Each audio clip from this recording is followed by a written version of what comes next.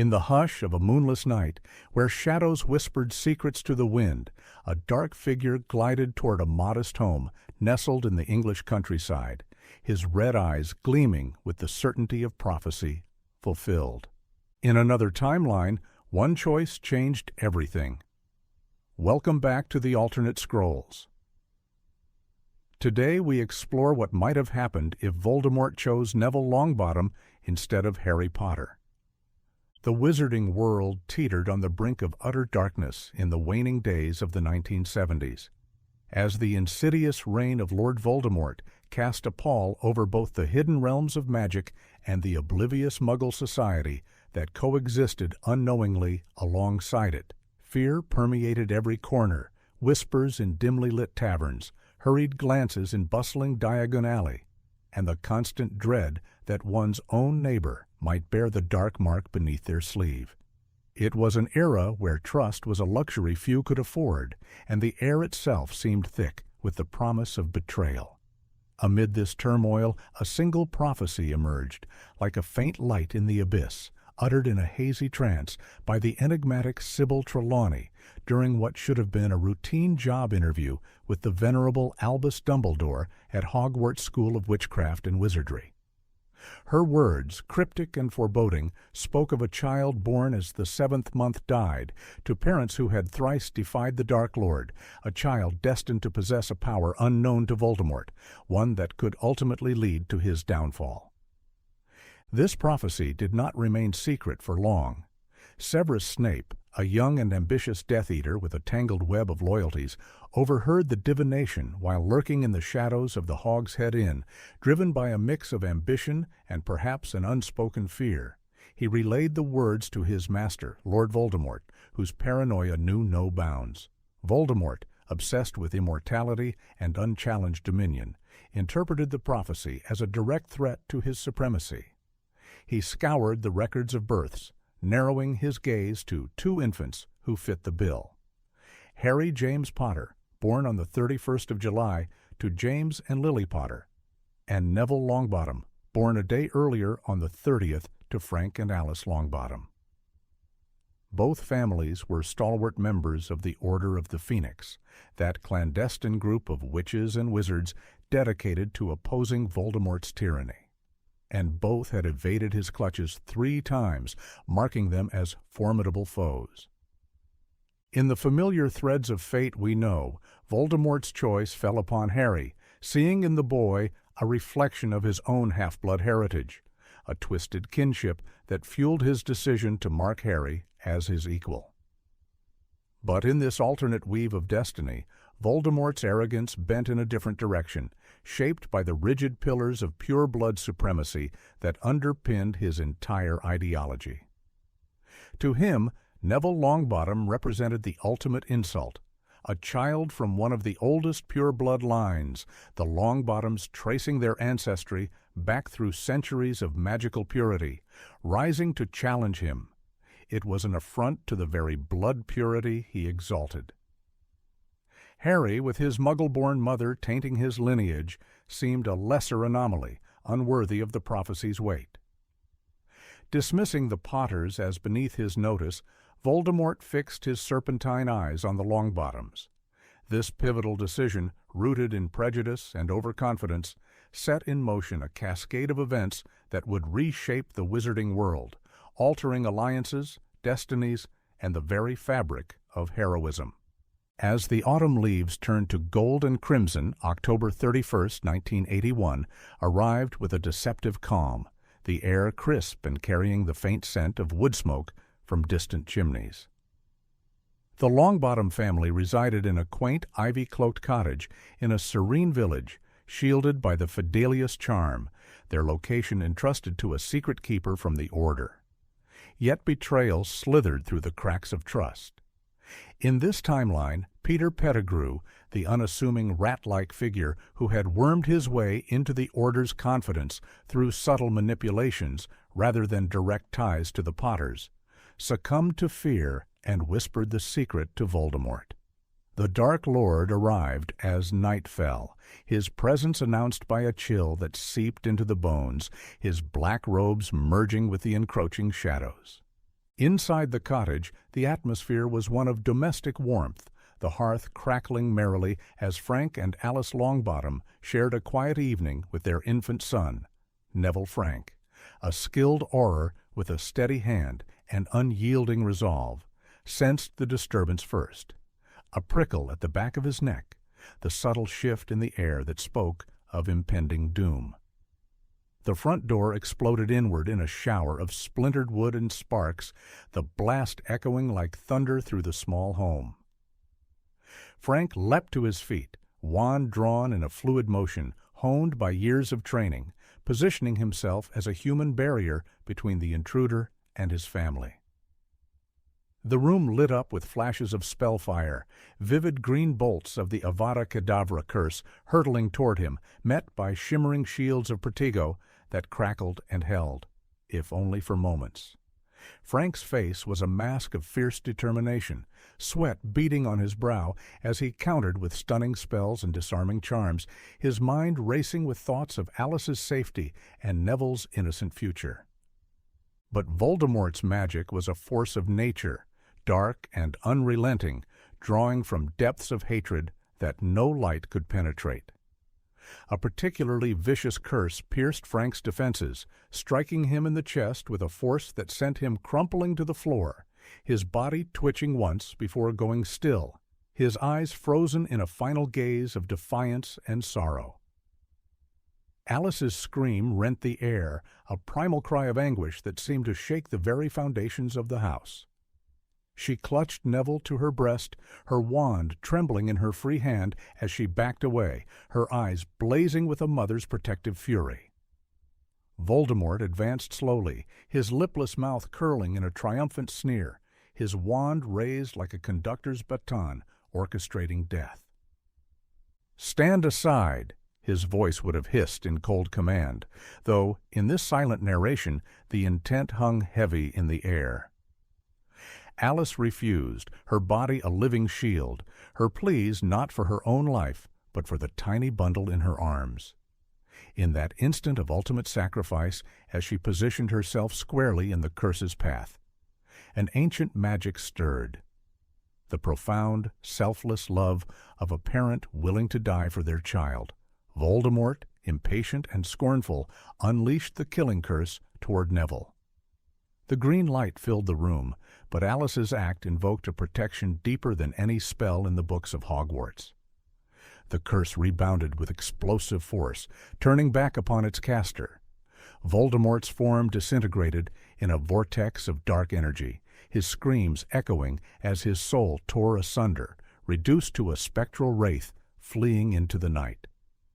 The cottage fell silent, save for Neville's cries, the infant unscathed but marked by a jagged lightning bolt scar on his forehead, a permanent emblem of survival and the Dark Lord's momentary defeat. Alice's body lay protectively over him, her sacrifice etching an unbreakable bond of love into his very being. Word of the miracle spread like wildfire through the wizarding community as dawn broke, painting the sky in hues of hope. Newspapers such as the Daily Prophet splashed headlines across their front pages. "The Boy Who Lived." Voldemort vanquished by Infant Longbottom. Jubilation erupted in streets and homes, strangers embracing, toasts raised in pubs from London to Hogsmeade. Albus Dumbledore, the wise and twinkling-eyed headmaster of Hogwarts, arrived at the scene with a heavy heart, surveying the devastation with a mix of profound sorrow for the fallen and quiet resolve for the future. With Frank dead and Alice sacrificed, Neville was entrusted to his paternal grandmother, Augusta Longbottom, a formidable witch known for her stern demeanor and unwavering pride in her family's ancient lineage. The manor where she resided became Neville's new home, its grand halls echoing with the weight of history. The protective magic from Alice's love enveloped him, binding him to his blood relatives and warding off any direct assault from Voldemort should he ever return. Across the country in the village of Godric's Hollow, the Potter family awoke to a world transformed. James and Lily Potter held their son Harry close, their hearts pounding with relief as news of Voldemort's downfall reached them through urgent owl post. The threat that had loomed over them like a storm cloud had veered away, leaving their family intact. James, with his trademark mischievous grin and tousled hair, ruffled Harry's matching locks. Laughing in disbelief, Lily, her emerald eyes shimmering with tears of joy, cradled her son, whispering words of gratitude to the fates. Sirius Black, Harry's godfather and James's closest friend, burst through the door soon after, his bark-like laughter filling the room as he scooped up Harry for a playful toss. In this timeline, Sirius's life remained untainted by false accusations, his loyalty unquestioned. Peter Pettigrew, the betrayer, slunk into the shadows, his role in the Longbottom tragedy undetected for the moment, his animagus form as a rat serving as his cowardly hideaway. The Potters emerged from their Fidelius-protected seclusion, stepping back into society as celebrated members of the Order, though the brightest spotlight now shone on the Longbottom heir, Neville, whose name became synonymous with hope. The years that followed were a tapestry of rebuilding and tentative peace. Neville grew up in the imposing Longbottom Manor, its stone walls adorned with portraits of ancestors who gazed down with expectant eyes. Augusta Longbottom, with her signature vulture-stuffed hat perched atop her head and her voice sharp as a cutting spell, raised him with a firm hand, instilling the values of pure-blood heritage, magical discipline, and the responsibility that came with his unintended fame. Yet, beneath the grandeur, Neville's childhood was marked by insecurity. He was a round-faced boy with a tendency to clumsiness, often misplacing items like the remembrall his grandmother gifted him, a small, smoke-filled orb that glowed red when something was forgotten. Whispers followed him in public. "That's the boy who lived," witches and wizards would murmur, their eyes filled with awe and expectation. Neville felt the burden keenly, his small shoulders sagging under the weight of a legend he didn't remember creating. In quiet moments, he would stare at the portraits of Frank and Alice, their painted forms offering silent encouragement, their smiles a reminder of the love that saved him. In stark contrast, Harry's upbringing was one of unbridled love and normalcy within the magical world. The Potter cottage in Godric's Hollow buzzed with activity, James teaching Harry to zoom around the garden on a toy broomstick, the boys' laughter mingling with the rustle of leaves. Lily, a brilliant witch with a kind heart, introduced him to simple charms and potions, her lessons infused with patience and warmth. Family outings to Diagon Alley were adventures filled with wonder, the towering stacks of books in flourish and blots, the wand demonstrations at Ollivander's where ancient magic hummed in the air, and the sweet treats from honeydukes that stained fingers with chocolate. Without the scar or the suffocating fame, Harry developed a bold, confident personality, echoing his father's marauder days. Pranks pulled with Sirius, who visited often, his motorbike roaring up the lane. Weekends were spent soaring through the skies on broomsticks, the wind whipping through Harry's untidy black hair as he raced Sirius, their shouts of joy carrying over the fields. It was a childhood free from isolation, rooted in family bonds that fortified his spirit. As the boys neared their 11th birthdays, the magical world stirred with anticipation. Hogwarts acceptance letters arrived like messengers of destiny, their wax seals gleaming under lamplight. For Neville, the letter came amid Augusta's proud declarations, her voice booming as she read it aloud in the Manor's drawing room, her eyes misting with rare emotion. For Harry, it was a family celebration, James clapping him on the back with exuberant cheers, Lily hugging him tightly, and Sirius promising a grand shopping trip. The journey to Hogwarts began on the Scarlet Hogwarts Express, its whistle piercing the bustle of Platform 9 3/4. Neville, clutching his toad.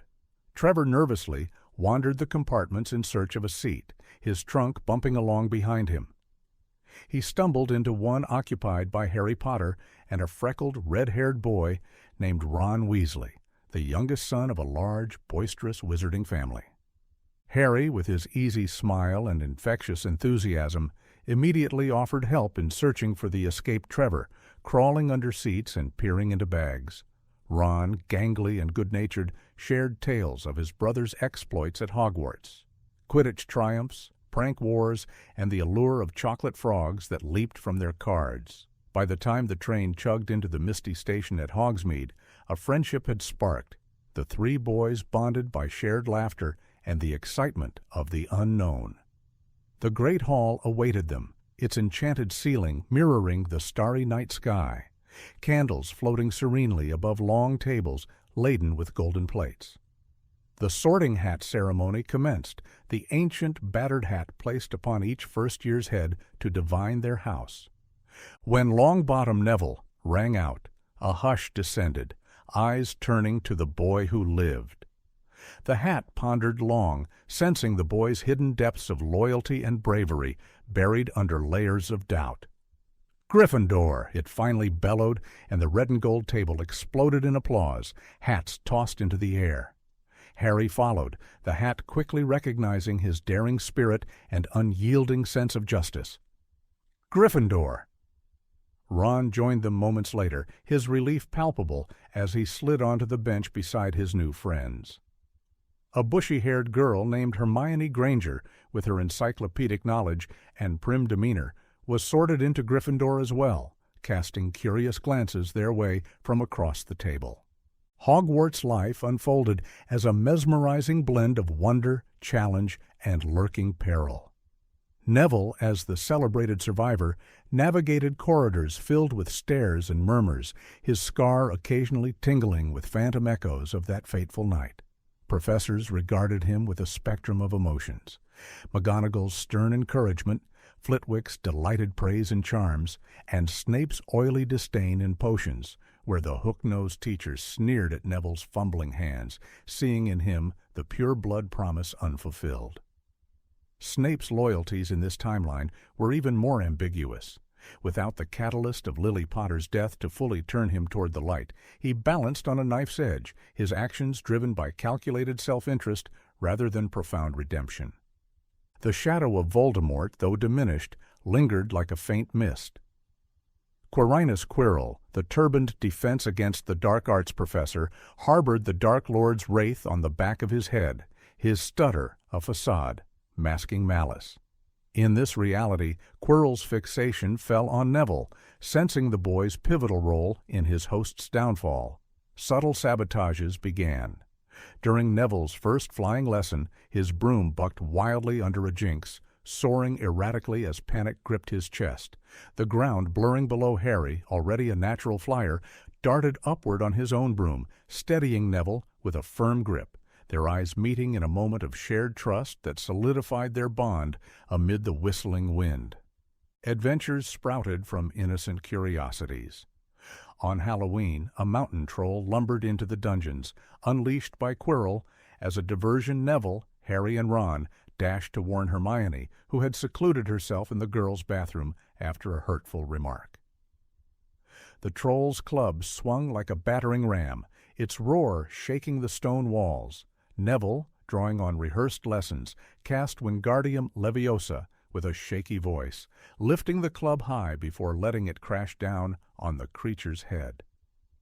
The victory, though messy, forged an unbreakable quartet, Hermione's gratitude adding her sharp intellect to their dynamic. Neville's emerging courage, Harry's boldness, Ron's steadfast loyalty, and her unquenchable thirst for knowledge. As term progressed, suspicions coalesced around the Philosopher's Stone, safeguarded within the school by Dumbledore and alchemist Nicholas Flamel Voldemort, murmuring urgings in Quirrell's ear, sought the stone's elixir for corporeal restoration, viewing Neville as the primary barrier. The friends unraveled clues. A massive three-headed dog named Fluffy guarding a trapdoor, the writhing tendrils of Devil's Snare, a flock of winged keys fluttering like metallic birds, and a life-size chessboard where pieces moved with deadly intent. In the depths, Neville faced Quirrell alone, his companions ensnared by prior trials. The mirror of Eris loomed, reflecting Neville's deepest yearning. His parents alive, whole, embracing him with warmth, Voldemort's voice demanded the stone, but Neville's scar seared, activating the love's protection. Quirrell's touch blistered upon contact, the professor crumbling to ash as Voldemort's spirit fled. Dumbledore's arrival brought explanations of sacrificial magic, and Gryffindor claimed the house cup amid cheers, though Neville confided his burdens to Harry in whispered late-night talks. Summer offered brief reprieve. Neville returned to Augusta's manor, tending the greenhouse where exotic plants bloomed under his gentle care. His passion for herbology taking root like the mandrakes he potted, Harry reveled in family life, sharing Hogwarts tales over hearty dinners, Sirius spinning yarns of marauder mischief that had the table in stitches. Yet darkness crept back. Voldemort's scattered Death Eaters, loyal and vengeful, sought vengeance. Bellatrix Lestrange, with her wild cackle and fanatic zeal, targeted the Potters, convinced they harbored Order secrets. A nocturnal assault left James and Lily subjected to relentless Cruciatus curses, their minds shattered into fragments of madness. Confined to St. Mungo's Hospital, Harry, concealed during the raid, escaped physical harm but bore emotional scars, moving in with Sirius, whose grief mirrored his own. This mirrored the canonical Longbottom tragedy, a poignant ripple of sorrow in the alternate fabric. The second year dawned shrouded in mystery, the Chamber of Secrets unleashing petrifications with scrawled warnings of the heir's return. Neville felt an inexplicable pull, his scar aching amid attacks on Muggleborns. With his friends, investigations commenced. Dobby the house elf appeared in Neville's dorm, his tennis ball eyes wide with warnings of impending danger, his self-punishing habits clanging iron against his head. A dueling club session revealed Harry's innate parcel-tongue ability, a rare gift from distant ancestry, briefly shifting suspicions his way amid hushed gossip. Escalations came swiftly, Hermione petrified, her research on basilisks clutched in rigid fingers. Neville's visions intensified, guiding them to the chamber's entrance in Moaning Myrtle's bathroom. Descending into slimy depths, Neville confronted Tom Riddle's diary-preserved memory, the handsome youth mocking his awkwardness. Ginny Weasley lay pale, possessed and draining Fawkes. The Phoenix arrived in a burst of flame, tears healing Basilisk Fang's poison, the Sorting Hat yielding Gryffindor's silver sword. With a thrust born of desperation and resolve, Neville pierced the serpent's maw, its death throes flooding the chamber. The diary impaled, Riddle dissolved in agony. Emerging heroes, the school liberated, their quartet's ties forged in fire. The third year introduced echoes from Azkaban's grim fortress. Sirius Black's escape dominated headlines, branded the Longbottoms betrayer. But truths unraveled. Pettigrew, the real culprit, hid as Scabbers, Ron's rat. Dementors, soul-sucking guardians, patrolled Hogwarts, their icy aura dredging Neville's suppressed memories. Faint cries from that Halloween night.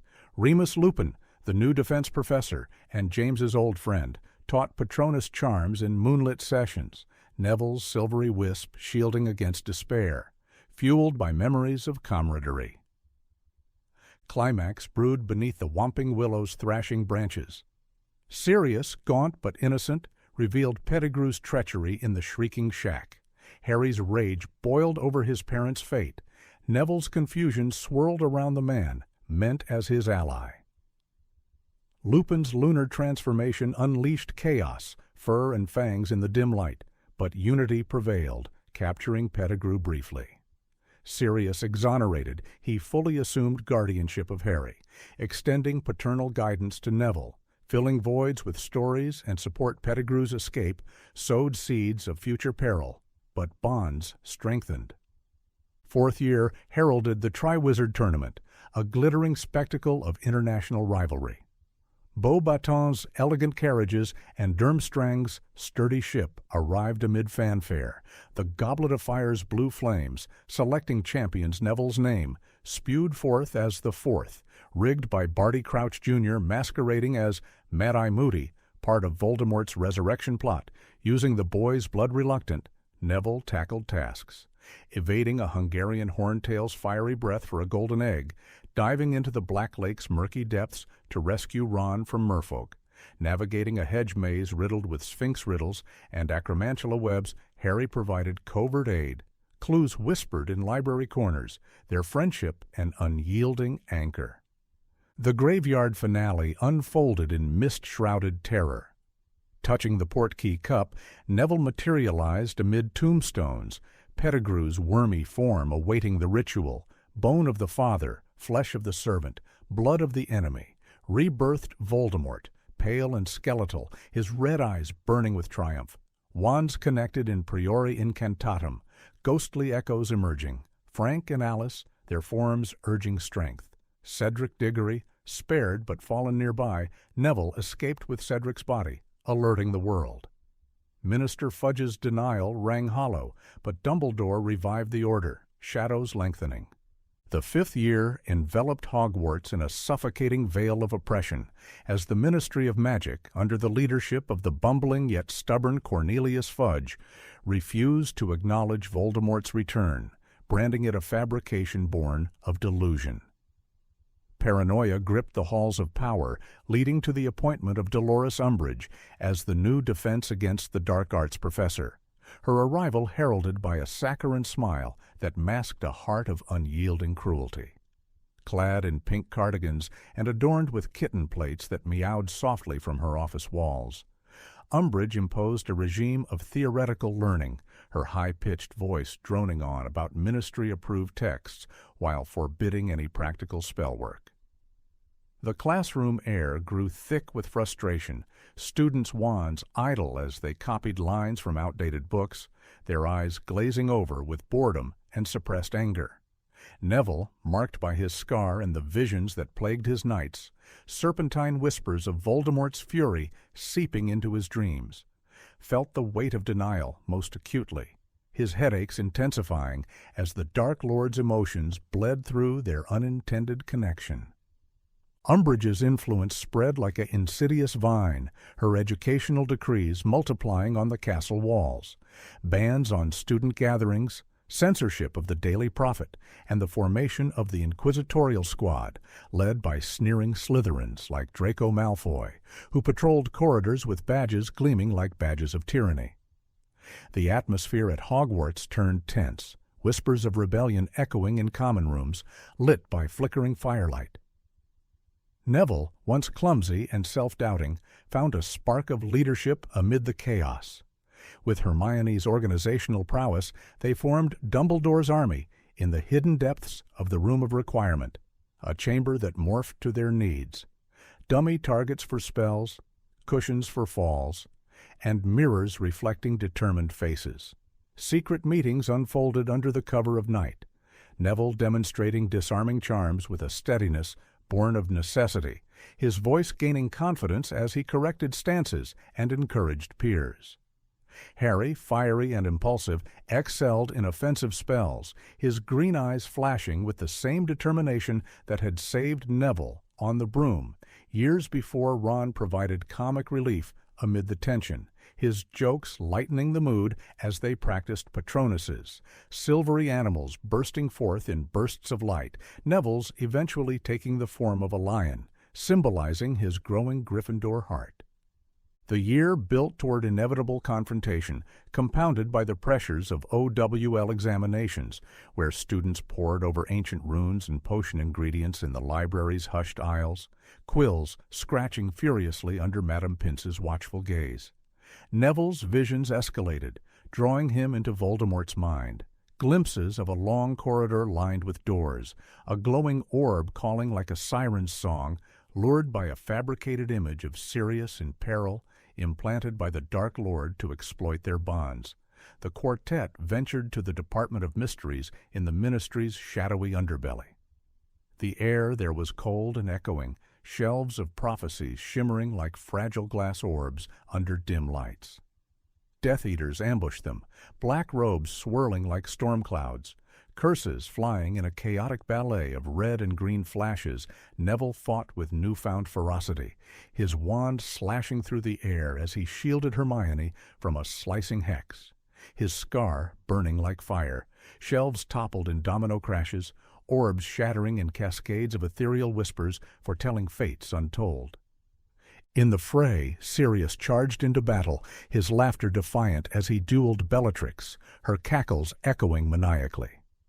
A stray curse struck him, sending him tumbling backward through the veiled archway in the death chamber, his form vanishing into the whispering void beyond, a loss that hit Harry like a physical blow, his scream of anguish raw and piercing.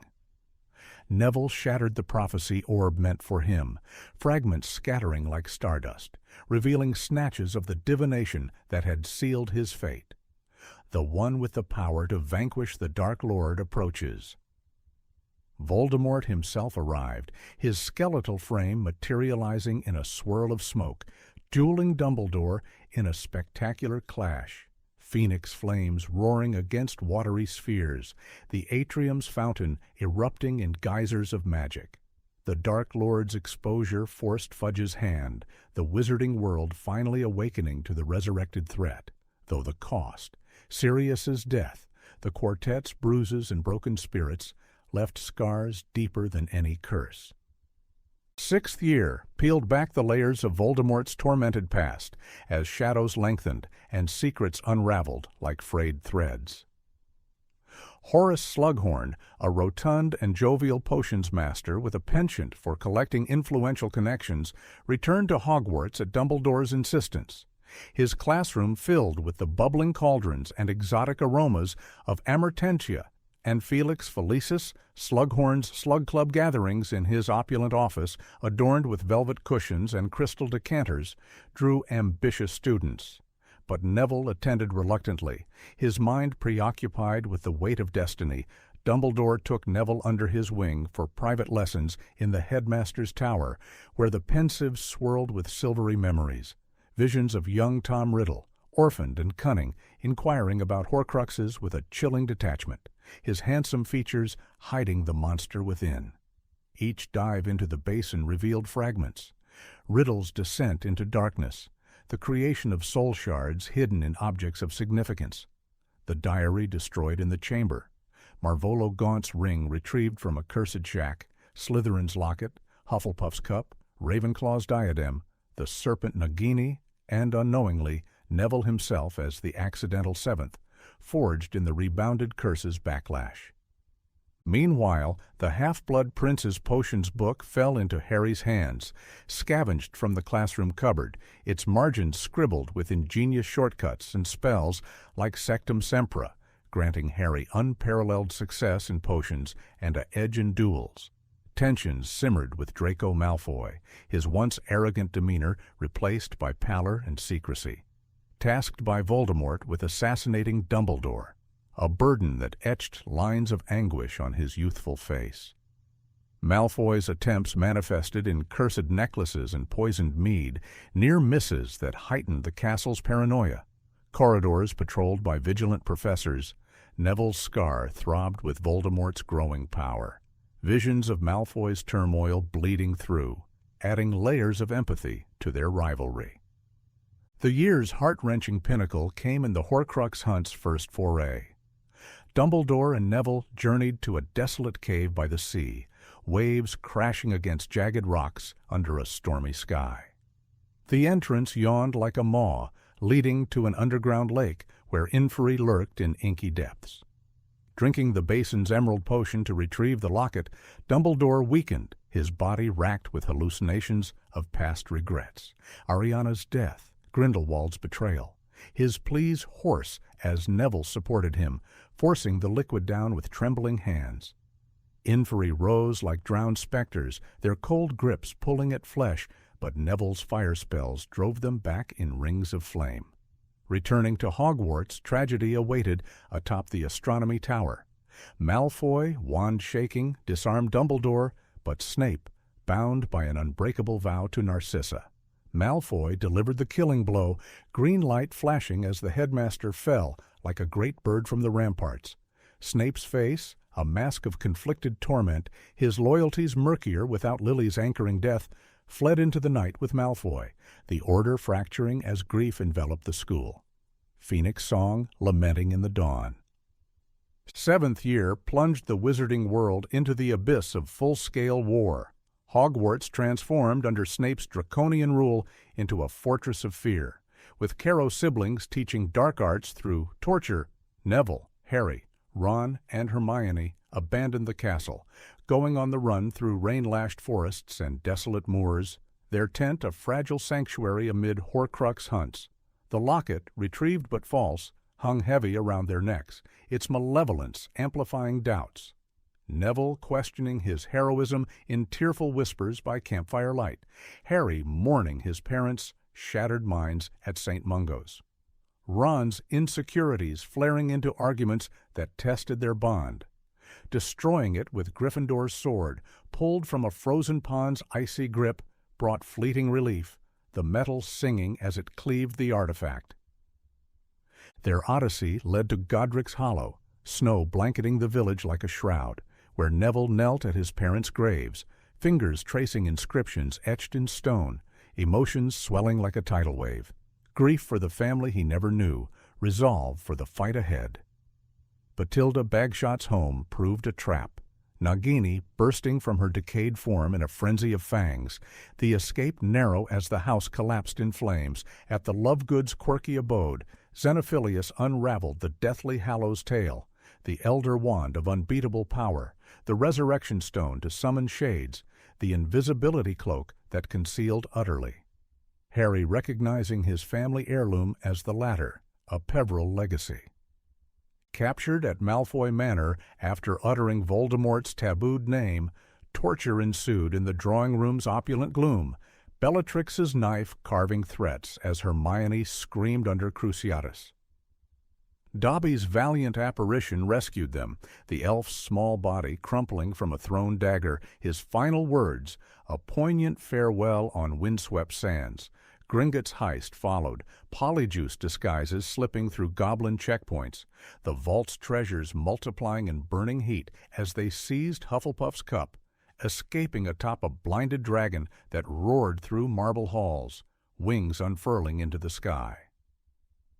Returning to Hogwarts, the diadem ignited in the Room of Requirement's fiery chaos, Crabbe's fiendfire consuming the Horcrux amid collapsing towers of forgotten artifacts. The Battle of Hogwarts erupted like apocalyptic fury, stone statues animating to defend, giants thundering across grounds, acromantulas swarming from the Forbidden Forest. Neville rallied students in the Great Hall, his voice steady as he organized defenses, bridges exploding in showers of debris. Learning from the Sorting Hat's whisper that he was the final Horcrux, Neville strode into the Forbidden Forest's misty depths, the Resurrection Stone summoning ethereal figures. Frank and Alice, their hands warm on his shoulders.